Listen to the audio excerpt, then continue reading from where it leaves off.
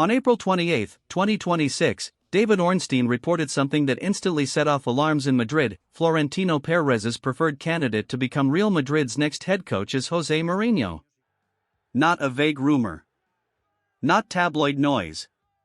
A serious report from one of football's most reliable journalists, backed by sources inside the club. And the reaction inside the Bernabeu dressing room? Anything but welcoming. Because if Mourinho really returns, this isn't just a coaching change. It could trigger a full-scale squad reshuffle centered around two of the club's most important players, Vinicius Jr. and Jude Bellingham. To understand why this is blowing up right now, you have to understand how Real Madrid ended up here in the first place. How Madrid got here. The 2025-26 season was supposed to be the one where Madrid reasserted total European dominance. They had just come off a golden year. Carlo Ancelotti delivered the La Liga and Champions League double, and the squad was stacked: Vinicius, Bellingham, and a superstar signing in Kylian Mbappé. Then came the transition. Xabi Alonso arrived in May 2025 with huge hype and a long contract. The idea was modern football: intensity, pressing, structure, and elite project. And at first, it looked like it might work. Madrid won 10 of their first 11 league matches. But beneath the results, the foundations were cracking. Alonso's system demanded high-intensity pressing and constant collective work, much closer to the German model than Madrid's traditional, more fluid Ancelotti-style freedom. The shift wasn't just tactical. It was cultural. Training disciplines started slipping. Staff were reportedly frustrated with players arriving late, drifting through sessions, avoiding extra gym work and tactical detail. The buy-in wasn't there. And crucially, Alonso's relationship with key players began to deteriorate, especially Vinicius Jr. There were also reported clashes with other senior figures, and the dressing room atmosphere turned sour. Then came the breaking point, a painful defeat to Barcelona in the Spanish Super Cup final. The performance wasn't just a loss. It was a humiliation in terms of image and intensity. Less than 24 hours later, Alonso was fired. The club's reasoning, according to reporting, came down to three themes: poor physical preparation, a lack of harmony with the squad, the negative image Madrid projected in that defeat. So Madrid did what clubs do in crisis: they went to an internal stopgap. Álvaro Arbeloa, highly respected, but inexperienced at senior level, was thrown in to stabilize the season. His job wasn't to build a dynasty. It was to stop the bleeding. And he did, barely. Results improved only marginally, performances remained unstable, and Madrid headed toward a brutal milestone: back-to-back seasons without winning La Liga, the Copa del Rey, or the Champions League, something they haven't suffered since the late 2000s. In Europe, the Champions League dream ended in the quarterfinals, and the players looked mentally shattered. Even the body language got worse. At one point, cameras caught a heated exchange between Vinicius and Bellingham in Munich, an ugly snapshot of a squad that no longer looked united. This is the environment Mourinho would be walking into. Fractured dressing room that already rejected one coach's new era philosophy this season. So why would Florentino Perez want Mourinho? Because this appointment isn't being driven by sporting directors or a long-term committee. This is Perez personally taking control of the process. And financially, it's easy. Mourinho has a clause at Benfica reportedly allowing a split for around €3 million shortly after the season ends. For Real Madrid, that's not a barrier. That's pocket change. The door is open. The question is what happens when he walks through it. Why Mourinho's name scares the Bernabeu. Mourinho is one of the most decorated managers of his generation, but he's also one of the most polarizing. His football can bring trophies quickly, especially in chaos. But his leadership style is confrontational. He demands loyalty, he creates pressure, and historically, if he senses dissent, he escalates rather than smooths. And that's why there's reported resistance inside the club, not just from executives, but from senior figures around the squad. Because Madrid have lived through this before. From 2010 to 2013, Mourinho delivered real achievements. He broke Barcelona's dominance, won the league with 100 points, and gave Madrid a ruthless edge. But behind the trophies, he also left behind a dressing room civil war.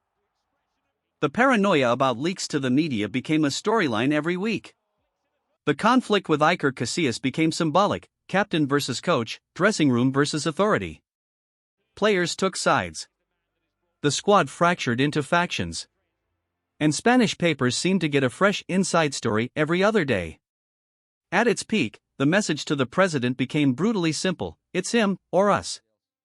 Mourinho left in 2013, successful on paper, but with the club emotionally scorched. That history matters.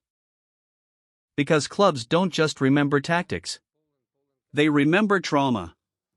And there is still a living connection to that era. Dani Carvajal, now captain, previously criticized Mourinho's handling of him early in his career. So when you hear Mourinho to Madrid, it doesn't land like a normal appointment. It lands like a return to a method Madrid know can explode. And now, in 2026, two current stars have very specific reasons to be uneasy. The Vinicius problem, not tactical, personal. If there's one issue that could blow this up immediately, it's Vinicius Jr. Because this isn't about formation or pressing triggers. This is personal. In February 2026, Madrid played Benfica in Lisbon in a Champions League knockout tie. Vinicius scored the winner, and after the goal, he accused Benfica player Gianluca Prestiani of racial abuse. The match was paused in line with UEFA protocols, and the story dominated headlines. Prestiani denied the allegation. But all eyes went to Mourinho's post-match comments. And instead of showing sympathy or even neutrality, Mourinho's reaction was widely criticized. He suggested Vinicius escalated the situation with his celebration. He leaned into the idea that something happens in every stadium where Vinicius plays. And rather than addressing the accusation directly, he pivoted to defending Benfica's image, pointing to Eusebio and insisting the club couldn't be racist. Pundits across Europe hammered him for it. The criticism was simple: you don't get to imply a player brought it on himself, especially in a racism allegation. Mourinho later issued a statement opposing discrimination, but the damage was done. Now imagine the implications. Less than 3 months later, Perez wants Mourinho to walk into Valdebebas and lead Vinicius after publicly implying Vinicius was partly responsible for the abuse aimed at him. That's not a clean slate. That's a live wire. And there's a second layer. Vinicius is nearing the final year of his contract, and negotiations are reportedly heading toward an impasse. Transfer speculation has grown louder, especially because Madrid have struggled to consistently balance Vinicius, Bellingham, and Mbappe in one coherent attack. If one superstar were to be sold to fix the structure, Vinicius would arguably bring the biggest fee. So Mourinho arriving doesn't just create tension. It creates leverage, pressure, and the possibility of a huge decision. Because if in the heartbeat of their attack, the face of their modern identity, and, for millions, a symbol bigger than football. The Bellingham question: freedom versus structure. Jude Bellingham's situation is different. It's not about a public feud. It's about what Mourinho represents on the pitch. Bellingham became a phenomenon at Madrid because Carlo Ancelotti built a system around his strengths, especially freedom. Bellingham has said repeatedly that Ancelotti gave him license to roam, to drop deep, to arrive late in the box, to play instinctively. That freedom produced an outrageous debut season: goals, assists, match-winning moments, and it turned him into the centerpiece of Madrid's future. But over the last year, that clarity has disappeared. Between Alonso and Arbeloa, Bellingham's role has shifted constantly. His form has dipped. The team's identity has blurred. So what does he need now? Stability. A clear role. A manager who empowers him. And Mourinho is complicated here. On one hand, Mourinho can absolutely build a powerful midfield spine.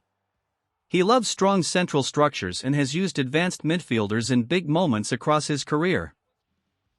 There's a version of this where Bellingham becomes the engine of a ruthless, efficient Madrid.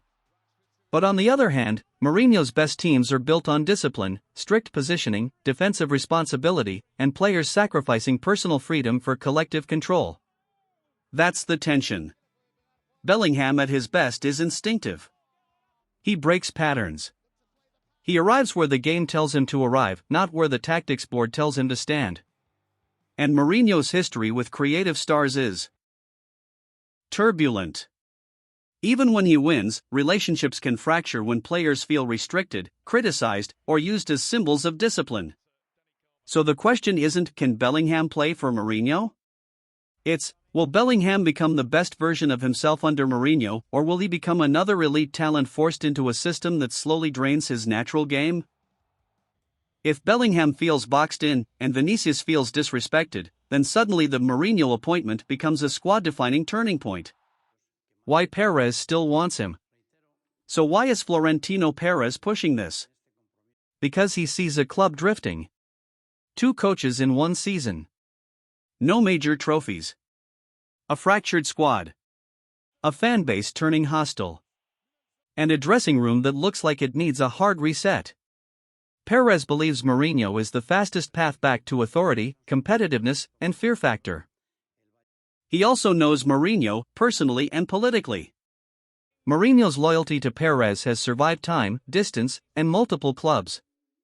That matters in the Real Madrid power structure. But the risk is obvious. In 2013, the dressing room effectively forced Mourinho out. In 2026, the club is in a more fragile state and Perez appears more determined than ever to impose his choice.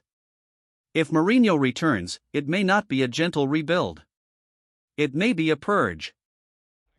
Players who don't fit the demands, players who resist the authority, and possibly even one of the club's superstar faces. And there are other names on the table. Reports mention candidates like Didier Deschamps and Mauricio Pochettino, with some figures inside Madrid opposed to a Mourinho return. Jurgen Klopp has been admired too, though he's publicly insisted he's happy in his current role. Still, the reporting is clear, Perez has a favorite. And at Real Madrid, the president usually gets what he wants. The final pressure point. The timing makes this even more intense. Mourinho's clause at Benfica reportedly activates shortly after the season ends. If Madrid move, it will happen quickly. Arbeloa is expected to finish the campaign, and then the announcement could come fast, meaning players will have to make decisions fast too. And that's why Vinicius Jr. and Jude Bellingham are at the center of the storm. Because the Mourinho appointment isn't just about hiring a coach. It's about choosing a direction. Do you build a long-term project around freedom, expression, and star empowerment? Or do you hand the keys to a manager who specializes in order, conflict, and short-term urgency? In 2013, the players won their battle with Mourinho. In 2026, with Florentino Perez driving the process and the squad already emotionally fractured, the outcome could be very different. And if Mourinho walks back into the Bernabeu, this time the question might not be whether he can win. It might be what and who Real Madrid will lose in process.